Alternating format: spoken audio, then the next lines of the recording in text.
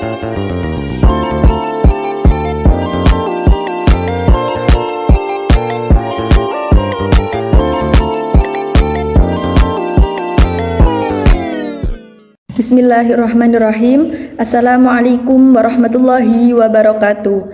Perkenalkan, nama saya Syarifah Aulia Wildana dari Program Studi Bimbingan dan Konseling Islam kelas B5 dengan NIM 040403233132.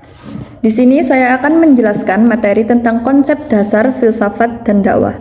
Apa sih konsep dasar filsafat dan dakwah itu? Jadi, filsafat dan dakwah sendiri dibagi menjadi dua kata, yaitu filsafat dan dakwah. Yang pertama, saya akan menjelaskan arti dari filsafat terlebih dahulu. Filsafah atau filosofi yang artinya berpikir dan merasakan sedalam-dalamnya terhadap segala sesuatu sampai kepada inti persoalan, atau bisa dibilang berpikir secara fundamental atau radikal. Yang kedua, ada dakwah. Dakwah sendiri secara bahasa berasal dari kata da'a yada'u da'watan yang sama artinya dengan al-nida yang artinya menyeru atau memanggil. Secara istilah, dakwah artinya mengajak manusia untuk mengerjakan kebaikan dan mengikuti petunjuk, menyuruh berbuat baik dan melarang kemungkaran, atau bisa dibilang amar ma'ruf nahi mungkar.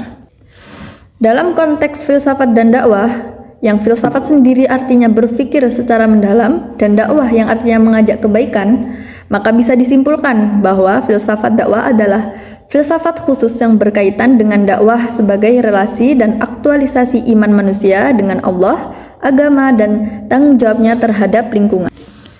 Berangkat dari pengertian tersebut, maka objek material dari filsafat dakwah sendiri ada 4, yaitu Tuhan, manusia, lingkungan, dan ajaran agama. Sebelumnya, kita harus mengerti terlebih dahulu apa sih objek material itu. Jadi, objek material adalah sesuatu yang ikut peran dalam mencapai suatu tujuan. Jadi di sini dalam filsafat dakwah, objek material sendiri ada 4, yaitu tadi ada Tuhan, manusia, lingkungan, dan ajaran agama. Yang pertama, saya akan menjelaskan peran Tuhan dalam filsafat dakwah terlebih dahulu. Tuhan adalah sosok yang menurunkan ajaran kepada Rasulullah berupa sumber kebenaran dan sumber tujuan yang akan diraih oleh semua umat manusia. Karenanya, Tuhan perlu dikenal, dihayati, dipahami sehingga manusia dapat mengabdi dan berterima kasih kepada Allah. Untuk tujuan tersebut, maka dalam aktivitas dakwah tidak akan terlepas dari peran Tuhan dan relasinya. Kemudian, dakwah tidak akan berhasil apabila tidak ada manusia. Maka dari itu, pembahasan tentang manusia masuk dalam objek material. Siapa itu manusia? Apa tugas manusia? Apa hakikat manusia? Bagaimana manusia mengembangkan dirinya? Dan sebagainya. Selanjutnya, dakwah juga harus mempertimbangkan lingkungan sebagai tempat berlangsungnya dakwah. Kesuksesan dan kegagalan dakwah salah satunya ditentukan oleh faktor lingkungan. Jika masyarakat di lingkungannya tidak mendukung aktivitas dakwah yang kita lakukan, otomatis dakwah yang kita sampaikan pasti akan gagal. Akan tetapi sebaliknya, apabila lingkungan yang kita tempati untuk kita berdakwah ternyata masyarakatnya mendukung aktivitas yang kita lakukan, maka insya Allah dakwah yang kita sampaikan pasti akan berhasil. Yang terakhir ada ajaran Islam. Jadi ajaran Islam sendiri artinya adalah pesan atau kebenaran yang disampaikan dengan berbagai strategi, metodologi, dan media yang disampaikan sesuai dengan kebutuhan dan tingkat pengetahuan masyarakat, seperti itu. Selanjutnya saya akan menjelaskan tentang unsur dari filsafat dakwah. Unsur dari filsafat dakwah sendiri dibagi menjadi 3, yaitu ada ontologi, epistemologi, dan aksiologi. Yang pertama ada ontologi.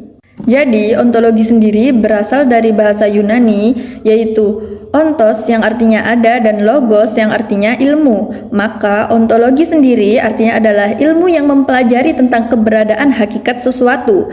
Biasanya ontologi bicara tentang apa? Apakah hal itu benar ada atau tidak, antara penampakan dan realitanya. Saya beri contoh seperti langit. Langit jika kita lihat dari sini maka warnanya akan biru, akan tetapi realitanya seandainya kita naik pesawat atau apa, langit belum tentu berwarna biru.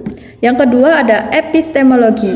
Epistemologi juga berasal dari bahasa Yunani yang artinya epistema yang artinya pengetahuan dan logos yang artinya ilmu. Maka epistemologi adalah ilmu yang membahas tentang bagaimana cara ilmu itu ada.